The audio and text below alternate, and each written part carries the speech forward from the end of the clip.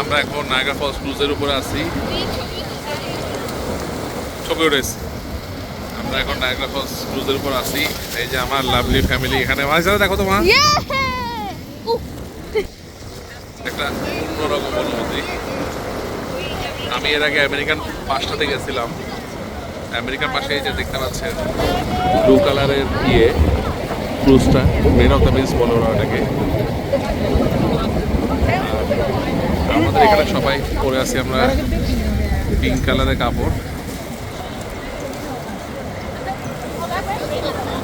আমাদের এদিকে এটা আমেরিকান ফলস, ওইদিকে এটা নায়াগ্রা হর্সশু ফলস বলে।